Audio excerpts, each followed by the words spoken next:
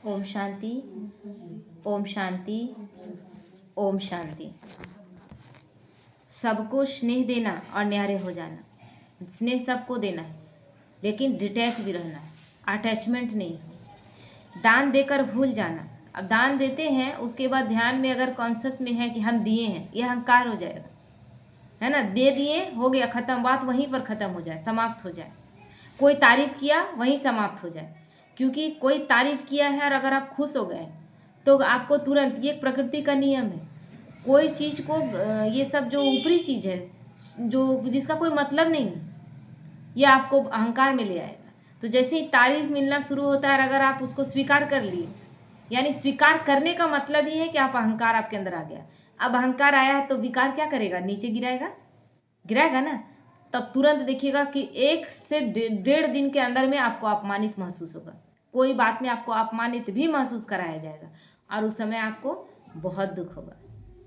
क्यों? क्योंकि आप उस चीज़ को स्वीकार किए थे। इसीलिए भगवान क्या कहते हैं, जो कुछ भी होता है तो मुझे समर्पण कर दो।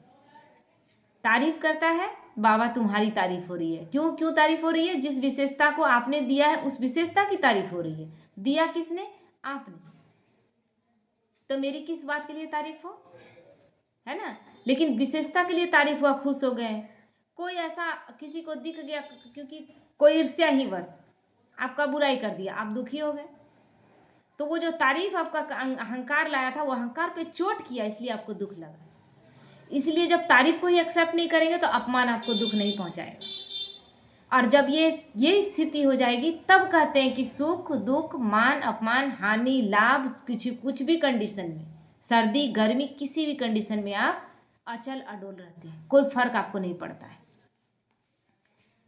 तो इससे आत्मा को बल मिलता है। अगर कोई निंदा करे तो यह ड्रामा का अंतिम एपिसोड समझकर शांत रहना, है ना। कोई निंदा कर दिया तो क्या समझना है कि ये अंतिम है। और इसके लिए अगर संकल्प चलाएंगे, क्यों किया, कैसे कर दिया, ये भी अहंकार है आपके अंदर है। कैसे कर सकता है कोई मेरा अपमान, कैसे कर सकता है कोई मेरी निंदा, क्यों नहीं कर सकता है? क्या है आपकी निंदा नहीं की जा सकती है कुछ? हम लोग कुछ भी तो नहीं है। तो जब उस निंदा से नहीं घबराएंगे, तब सम्मान भी उतना ही मिलेगा, लेकिन फिर उस सम्मान में भी खुश नहीं हो जाना, ये ध्यान रखना है। तो बाबा इसलिए पहले ही लाइन में क्या बोला? स्नेह रखना है, लेकिन न्यारे होकर। हम अपने सारे रिश्तों को देखें, आज रिश्तों में इतना कड़वाहट आने का एक ही बात है, स्नेह नहीं है, मोह है, और मोह बांध रहा है एक दूसरे को। सास कह रही है कि बहू को मेरे अनुसार कपड़े पहनने होंगे, मेरे अनुसार बिहेव करना होगा, मेरे अनुसार चलना होगा, हर एक चीज़, है ना। इतना सारा बंधन क्या करेगा? प्रेम लाएगा? ये बंधन प्रेम नहीं लाएगा। ये बंधन उस समय तक बंधन रहेगा जब तक वो उससे शक्तिशाली नहीं हुई है ना। जिस दिन वो सास से ज़्यादा शक्तिशाली हो जाएगी, उस दिन हर एक चीज़ जो मानकर बंधन में बंधी हुई थी, फिर क्या करेगी? वो उस बंधन से वो मुक्त हो जाएगी, लेकिन फिर सास को बंधन में बांधेगी। क्योंकि बंधन का रिटर्न क्या होगा? बंधन ही होगा ना। तो यही हो रहा है हर एक रिश्ते में, एक सास बहू के रिश्ते में ही नहीं। पति अपनी पत्नी से 100% परफेक्शन की अपेक्षा करता है, 100%। तुम दिखो परफेक्ट, तुम सपने में भी केवल मेरे बारे में ही सोचो, है ना।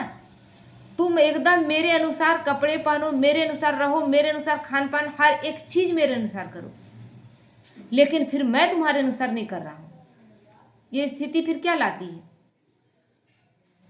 यही बंधन है। ये बंधन से वो हमेशा छटपटाती है, और यही बंधन उसको बहुत बार अपने पति के परफेक्शन को चेक करने के लिए उसको उत्साहित करता है, उसके अंदर डालता है कि आप मेरा पति परफेक्ट है कि नहीं।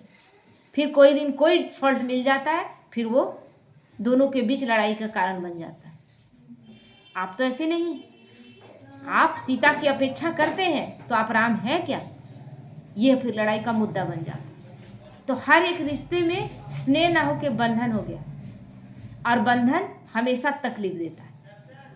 पिंजरा कहते हैं ना, पिंजरा चाहे सोने का बना हो लोहे का बना हो, सोने और लोहे से क्या मतलब है? बंधन बंधन है। तो इसीलिए बाबा कहता है कि योगाभ्यास के लिए बैठते समय पहले जिनसे हमारा हिसाब किताब है, उनसे क्षमा मांगो। जिस हिसाब किताब है किसी से, ये पता कैसे चलता है? किसी से कड़ा हिसाब किताब आ रहा है, बस वही नहीं, किसी के प्रति बहुत अटैचमेंट है, उसके लिए हम वो जरा देर से आए तो हम परेशान हो जाते हैं, है ना? वो एक छींक उसको आ जाए तो हमको लगेगा कि कहीं बीमार ना पड़ जाए। ये सारा चीज क्या है? अटैचमेंट है। तो बाबा कहता है ये सारा हिसाब किताब, अटैचमेंट जिसे यानी हिसाब किताब, वो आत्माएं जो हमें बांध रही हैं, ये भी बंधन है। इसको कुछ ना हो जाए, ये बीमार ना पड़ जाए, ये बाहर गया ठीक ठाक से आए, दिन रात हम उसी में, जब तक घर ना आ जाए तब तक हम परेशान है, चाहे बच्चा हो, पति हो, पत्नी हो, माँ हो, बाप हो, जो भी हो रिश्ते, ये सब अंदर से हमें बांध रहा है। मोह है तो बांध रहा है। तो इसीलिए बाबा कहता है कि उन आत्माओं से जो लगे कि अटैचमेंट में हमें बांध रहे हैं, उन सब से हमें क्षमा मांगनी, और क्षमा मांगनी भी है और क्षमा कर भी देना है। हे आत्मा, कभी हमने तुम्हें बंधन में बांधा था, मोह के बंधन में, मैं हाथ जोड़कर माफी मांगती हूँ, मुझे इस मोह के बंधन से मुक्त कर। तुम भी परमात्मा की संतान और मैं भी परमात्मा की संतान हूँ। तुम अपना टिकट लेकर आए हो अपने समय का, मैं भी अपना लेकर आई हूँ, है ना? सबका सब कुछ निश्चित है, इसलिए ना तुम मुझे बांधो ना मैं तुम्हें बांधो, सबको बंधन मुक्त करते जाना। तो नुकसान करने वाली आत्माओं को क्षमा कर उनके प्रति शुभ भावना रखें, क्योंकि नुकसान वो ऐसे ही नहीं कर रहा है ना? होता क्या, एक बस में बाप बेटी चढ़े, है ना, रियल का बता रहे हैं, बाप बेटी चढ़े और उसमें पूरा बस भरा हुआ है, बस एक्सीडेंट हो जाता है, बहुत लोग उसमें शरीर छोड़ते हैं, है ना, बहुत लोग शरीर छोड़ते हैं, और जो वो बच्ची और बाप है, पिता को केवल हल्का सा चोट आता है सर पे, बहुत हल्का माइनर सा चोट, जिसको कहते हैं ना बैंडेज वैंडेज कराए ठीक हो गया, और बच्ची को एक खरोच नहीं, एक खरोच नहीं, और बच्ची कितना है, 3 या 4 साल की बच्ची, बाप का हाथ पकड़ी हुई, पूरा बस उलट जाता है, और उसमें बता रहे हैं ना कि एकदम रियल घटना, और उस बच्ची को एक खरोच तक नहीं आता। जिसका जिस तरह का हिसाब किताब था, कोई लोग चले गए, कोई लोग मेजर एक्सीडेंट, जिसका मतलब बहुत मेजर चोट लगा, वो बहुत दिन तक बेड पर रहे, बहुत खर्चा हुआ, बहुत कष्ट, शरीर भी कष्ट पाया और धन का भी हानि हुआ, परिवार के लोग भी डिस्टर्ब हुए। लेकिन वो एक छोटी सी आत्मा जो जिसका शरीर का ऑर्गन छोटा था, वो आत्मा एकदम कम उम्र की, उसको कुछ भी नहीं हुआ, एक खरोच तक नहीं आया। तो क्या है, हिसाब किताब जिसका जैसा है, तो हम एक ही परिवार में आते हैं, किसी के साथ मेरा बहुत अच्छा हिसाब किताब चल रहा है, किसी के साथ बहुत बुरा चल रहा है, जिसको जिस तरह का देकर हम आए थे। और ऐसे में आज पढ़ रहे थे ना कि बहुत आत्माएं शरीर छोड़, मतलब लगता है बहुत कष्ट से घबरा जाती है तो आत्महत्या कर लेती है ना। आत्मा की तो हत्या होती नहीं, लेकिन आत्महत्या इसका नाम दे दिया गया है, यानी आत्मा स्व के शरीर की हत्या कर लेती है। आत्मा तो अपना हत्या कर ही नहीं सकती है, क्योंकि आत्मा का हत्या होता ही नहीं, मिटती ही नहीं। लेकिन खुद सोच कर देखिए कि सारा दुख कष्ट सब कुछ भोगना किसको है? आत्मा भोग रही है ना। और आत्मा कुछ ना कुछ ऐसा पाप कर्म किए तो भोग रही है। अब इतना घबराती है कि आत्महत्या कर लेती है, यानी अपने शरीर का जीव घात करके मर जाती है, आत्मा उस शरीर को छोड़ देती है। लेकिन शरीर छूटा है, तुम्हारा पाप कर्म तो तुम्हारे साथ है और बढ़ गया, क्योंकि भगवान के जो नियम मर्यादा बनाया गया था, जो तुम्हारा कानून के हिसाब से तुमको जो सजा मिलना था, उससे पहले आप छुटकारा पाना चाहते थे, आपने अपने आप को मार लिया, तो और भी जुड़ गया ना। तो कितना कष्ट और वो आत्मा पाएगी, क्योंकि आत्मा ही शरीर द्वारा कष्ट भोग रही। उस शरीर को आप हत्या करके, शरीर को खत्म करके आप सोचे छूट गए, छूटेंगे कहाँ? पाप पुण्य तो आत्मा में। इसीलिए हर एक पल हमें ऐसा सोचना चाहिए कि ऐसा श्रेष्ठ कर्म हो कि एक भी कर्म मेरा बुरा नहीं हो, कि हमको डर ही समाप्त हो जाए। आज भगवान हमें कौन सा कर्म सिखा रहा है? हमें मृत्यु का भय खत्म हो गया। मृत्यु का भय होता क्यों है? मृत्यु का भय ही इसलिए है कि जैसे ही मृत्यु होगा तो आत्मा फिर दूसरे शरीर में आएगी, और इतना बुरा कर्म की हुई है, इतने लोगों को दुख दी हुई है कि वो डर रही है कि पता नहीं अगला शरीर मेरा कैसा मिलेगा, रिलेशंस कैसे मिलेंगे, क्योंकि बहुत लोगों को तकलीफ देकर हम आए, बहुत लोगों को हम तकलीफ दिए हुए हैं, पता नहीं कैसा शरीर मिलेगा। लेकिन जिसने कर्म का बीज अच्छा बोया, उसको पता है ना कि अच्छा फसल निकलेगा। तो बाबा के बच्चे निर्भय हो जाते हैं, एकदम निर्भय हो जाते हैं, बंधन मुक्त हो जाते हैं, क्योंकि वो जानते हैं कि कैसा कर्म हम कर रहे हैं, और कर्म का बीज परफेक्ट बोए हैं, परफेक्ट सब कुछ होगा। तो इसीलिए बाबा कहते हैं दुआ दे दुआ ले। इतना ही नहीं, प्रकृति के 5 तत्वों को भी पवित्रता का दान दे, क्योंकि प्रकृति बिगड़ी किससे? हमारे वजह से बिगड़ी ना। ईर्ष्या, जलन, नफरत, घृणा, ईर्ष्या, ये सब चीजें क्या करती हैं? पूरा प्रकृति को बिगाड़ती है। और प्रकृति को बिगाड़ने के बाद हम उससे अपेक्षा करेंगे अच्छा देने का, वाइब्रेशन का, वो कहाँ से देगी? प्रकृति सदा देती है, वो सदा देगी। वो जल दे रही है, लेकिन उस जल को प्रदूषित किसने किया? हमने किया ना। हवा चल रही है, हवा कभी रुकी नहीं, लेकिन उस हवा को प्रदूषित किसने किया? हमने किया। हमारे सोच, हमारे बोल, हमारे कर्म, प्रकृति वही रिटर्न हमें दे रही है जो हम दिए। तो जैसे ही हम बाबा के बच्चे बनते हैं और बाबा से वाइब्रेशन लेकर, धीरे धीरे हमारी कोशिश क्या है? हमारे मन से भी अपवित्रता न। अब मन यहाँ से शुद्ध हो गया, वाइब्रेशन कैसा जाएगा? प्रकृति को शुद्ध जाएगा। हर एक प्रकृति के 5 तत्वों के लिए हमारी शुभकामना क्या है? कि सभी शुद्ध हो, सभी शुद्ध हो, सभी पवित्र हो, सभी आत्माएं पवित्र हो, पूरा विश्व पवित्र हो। तो ये वाइब्रेशन जो हम दे रहे हैं, वापस क्या लौट आएगा? वही लौट आएगा ना जो दे रहे हैं। तो इसीलिए बाबा कहता है जिससे हमारा योग अटूट बनेगा। प्रकृति के 5 तत्व हमारे सहयोगी बन जाएंगे, योग भी, क्योंकि हम सबको सहयोग दे रहे हैं। 5 तत्व जो अशुद्ध हो गए हैं, क्या वो शुद्ध नहीं होना चाहते? वो दाता है, दे रहे हैं। उन्हें भी तो मन है कि हम बहुत अच्छा परफेक्ट चीज दे, लेकिन वो करें क्या? हम किसी से ईर्ष्या कर रहे हैं, वाइब्रेशन बाहर में वही जा रहा है, वो अशुद्धता फैलाने वाले हम। लेकिन जैसे ही हम मन के वाइब्रेशन को शुद्ध पवित्र करते हैं, प्रकृति को वही जा रहा है। तो जिसको हम मान लीजिए कि आप मेरे साथ बहुत अच्छा है तो हम आपके साथ बहुत अच्छा रहेंगे, आप मेरे साथ बहुत खराब है तो आपके साथ हम खराब रहेंगे। तो प्रकृति यही करेगी। बाबा के बच्चे प्रकृति को पवित्रता का दान देंगे, उसके रिटर्न में क्या होगा? विनाश के समय बहुत लोग तकलीफ में आएंगे, लेकिन बाबा के बच्चे नहीं आएंगे। जिन्होंने योग के द्वारा शक्ति दी है प्रकृति को, प्रकृति सहयोगी बन जाएगी। ऐसी सहयोगी बन जाएगी कि एक कदम आगे भूकंप है, लेकिन हमारा कुछ नहीं बिगड़ेगा। हम जहां हैं वहां तक भूकंप को रोक दिया जाएगा, वो जगह सुरक्षित हो जाएगा। तो बाबा ने कहा है तुम्हारी निश्चिंत स्थिति अनेकों को चिंता मुक्त करेगी, क्योंकि हमारी निश्चिंत स्थिति वाइब्रेशन ही वैसा क्रिएट करेगी। हमारे पास लोग आएंगे, वो हमसे मिलते ही अनुभव करेंगे कि सब कुछ आसान है ना। जैसे कि बाबा के जैसे ही मुरली चलता है ना, हम लोग बैठते हैं, जैसे ही आके बैठते हैं, कितना भी बाहर में कुछ ऐसा, घर में ऐसा कुछ सिचुएशन बना कि अच्छा नहीं लग रहा है, कोशिश कर रहे हैं मन को शांत करने का, नहीं होता है। लेकिन जैसे ही मुरली क्लास में प्रवेश करते हैं, लगता है कि बड़ा आसान है, सब कुछ, सब भूल जाते हैं घर का हर बात, और लगता है जिंदगी बहुत आसान है। वो इतने लोगों का पॉजिटिव वाइब्रेशन इस कमरे को इतना शक्तिशाली बना चुका है कि जैसे इसमें प्रवेश करते हैं तो लगता है सब कुछ आसान है। तो ऐसी हमारी स्थिति हो जाएगी कि हम जहां जाएंगे वहां लोगों को अनुभव होगा कि सब चीज आसान है। क्यों? क्योंकि हमारी स्थिति निश्चिंतता की। तो सर्व परिस्थितियों में डबल लाइट स्थिति संपूर्ण पवित्रता से ही कायम रहेगी। ये लाइट स्थिति संपूर्ण पवित्रता, यानी मन से, वचन से, कर्म से।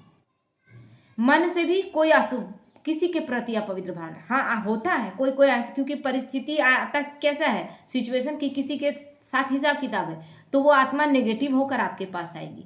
लेकिन नेगेटिव को पॉजिटिव में बदलना है ना, ये किसका काम? नेगेटिव में हम बच्चों का ही काम है ना, क्योंकि बाबा हमें नेगेटिव चीज सिखा ही नहीं रहा है। हम बाबा के बच्चे चाहे 1 साल के बने, चाहे 5 साल के बने, चाहे कोई 10 साल से 50 साल से, जितना ज्यादा समय चले जाते हैं तो उतना समय तक हम सकारात्मक ऊर्जा के साथ रहें, तो हम क्या देंगे? हमारी तरफ से तो पॉजिटिव ही जाएगा ना।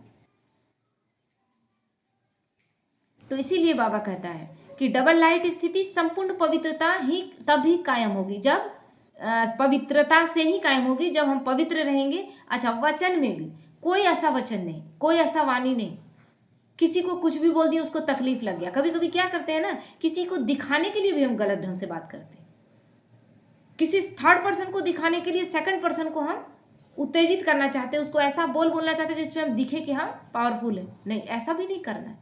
किसी भी कंडीशन में बोलते वक्त उस आत्मा के प्रति मेरा शुभ भावना हो, कल्याणकारी भावना, उसका उसमें कल्याण समाया हुआ, अपना निज स्वार्थ कुछ भी ना हो, तब कहेंगे कि उसको वाचा में पवित्रता।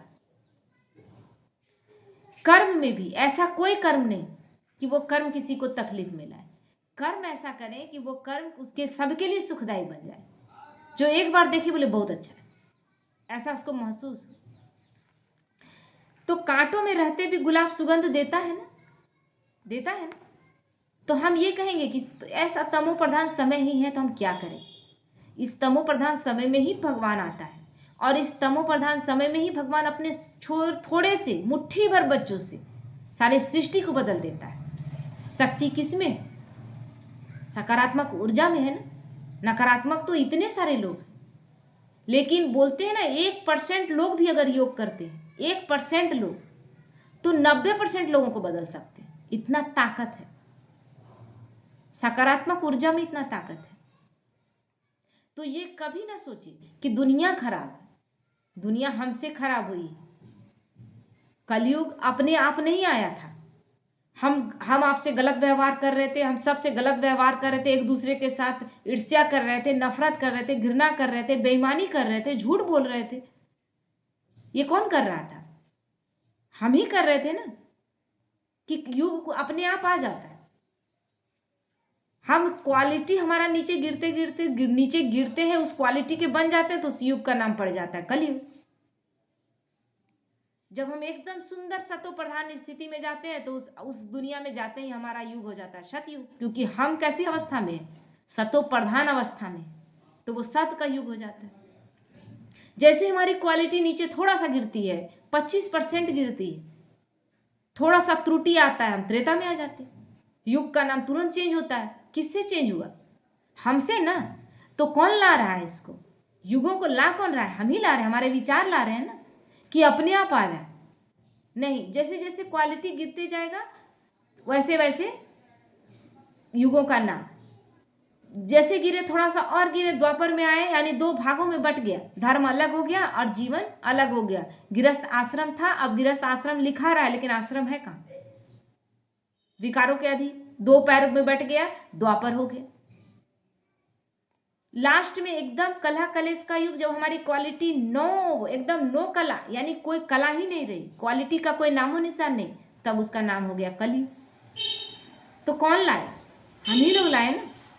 हम लोग लाए भी, और हम लोग ये भी कह सकते हैं कि ड्रामा भी फिक्स है ना, कि हमारा क्वालिटी गिरना ही है और वो युग आना ही, या फिर भगवान को आना ही, या फिर परिवर्तन करके फिर ये चक्र चलना ही।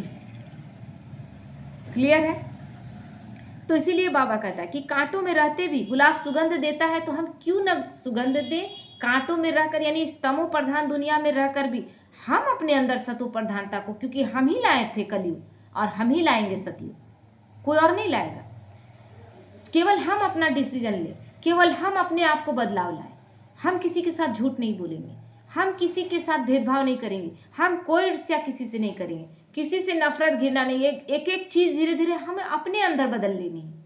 मेरे अंदर सतयुग आ गया, मेरे अंदर सतयुग आया तो दूसरे इस वाइब्रेशन से दूसरे अब लाएंगे अपने अंदर, और इसी तरह सतयुग आ जाएगा। तो जब सबका मालिक व सबका जिम्मेदार ज्ञान का सागर ही निश्चिंत व निसंकल्प है, तो हम भी क्यों न निश्चिंत होकर साक्षी हो जाए। बाबा कितना निश्चिंत है, जानता है कि इतने लोग गिरे हुए हैं, है ना, ये दुनिया इतनी खराब हो चुकी है, लेकिन भगवान दिल शिकस्त होता है क्या? भगवान कितने विश्वास से आता है, उसे विश्वास है कि मैं सारी सृष्टि को बदल दूंगा और अपने इन्हीं बच्चों को दोबारा बदलूंगा। ये वो साक्षी होता है। हम क्यों ना साक्षी हो जाए? हम क्यों परेशान हो जाते? हमें क्यों लगता है कि कोई हमें धोखा दे देगा? हमें क्यों लगता है कि कोई मेरे साथ गलत कर देगा, बेईमानी कर देगा? क्या वो नहीं है? हमारे साथ कोई बेईमानी करेगा जब हमने अपना जीवन परमात्मा को सौंप दिया है, क्या वो ऐसा होने देगा? हमारे साथ वो 1% का बेईमानी नहीं होने देगा। हमें हमारा 100% मिलेगा। सबसे पहले हमें अपना 100% देना है। जब भगवान मेरे साथ है तो हर परिस्थिति में साक्षी बनकर, परिस्थितियों को चुपचाप साक्षी बनकर देखना है। भगवान देख ही रहा है ना, भगवान अपना कार्य अपने हम लोगों से करा रहा है, लेकिन हम लोग नहीं करते हैं, बीच बीच में हम लोग गिर जाते हैं, माया के अधीन हो जाते हैं। बाबा साक्षी रहता है ना, समझानी देता है, लेकिन क्या लड़ने झगड़ने आता है? या वो छोड़ देता है कि नहीं नहीं तुम लोगों से अब नहीं होगा, रहो तुम लोग इसी कलयुग में, ऐसा तो नहीं कहता। वो साक्षी रहता है, उसका विश्वास है कि ये माया में के अधीन हुए हैं लेकिन फिर उठेंगे। एक हाथी का कहानी है ना, भागवत कथा में एक हाथी का कहानी है। हाथी अपने पूरे परिवार के साथ नहा रहा है और मगरमच्छ उसको पकड़ लेता है। वो पूरे परिवार को आवाज देता है, पति पत्नी बच्चा पूरा माँ बाप सब हैं, लेकिन कोई उसको बचाने नहीं आता। सब चिल्ला रहे हैं दूर खड़े, लेकिन उसको कोई बचाने नहीं आता है। और वो सबको पुकारने के बाद अंततः कहता है कि भगवान के अलावा और कोई रास्ता नहीं। तब वो भगवान को बुलाता है, क्योंकि अब इतना सा थोड़ा सा बाकी था, खींचते खींचते उसको इतना अंदर ले जाया गया था, इतना सा बाकी था। उस समय भगवान को याद करता और भगवान आते और बचाते। कहानी आप लोग भक्ति मार्ग में सुने हो। हाथी कितना बड़ा जीव है और मगरमच्छ कितना छोटा जीव है, लेकिन ये क्या है, ये प्रतीकात्मक था। लोग सोचे कि भगवान की महिमा है, भगवान की महिमा, लेकिन हम सब माया के अधीन होकर दुबन तक गले तक फंस गए थे, एकदम फंस कर चिल्ला रहे थे। तब भगवान आता और हमें उस कठिन परिस्थिति से निकालता है। तो भगवान निकालता है ना, जब हम इतना सा मेरा बाकी था उस समय भी वो आता है, हमें निकाल लेता है, जब हम निश्चय बुद्धि होकर उसको पुकारते। तो हमें ये विश्वास रखना है और हमें साक्षी होकर देखना है जो भी कर रहा है। बाबा जब कह दिया कि बच्चे हर बात में तुम्हारा कल्याण है, तो फिर क्यों हमें सोचना है, क्यों इतना संकल्प चलाना? तो बाबा निसंकल्प भी है और निश्चिंत भी, एकदम निश्चिंत, एकदम कोई संकल्प भगवान नहीं चलाता। उसका एक ही संकल्प है जो वो लेकर आता है कि मुझे सारी सृष्टि को बदलकर स्वर्ग बनाना है, और वो बना देता है।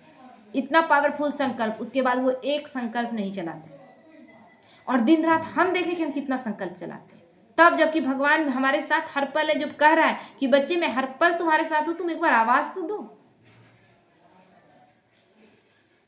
तो भगवान जैसा ही हमें निसंकल्प हो जाना है, एक ही संकल्प याद रखना है कि भगवान सृष्टि को बदलने आया है और हम सबको निमित्त बनाया गया। बस हम भगवान का इस कार्य को निमित्त बनकर पूरी दृढ़ता के साथ भगवान के साथ खड़े और साक्षी बन जाए। ओम शांति।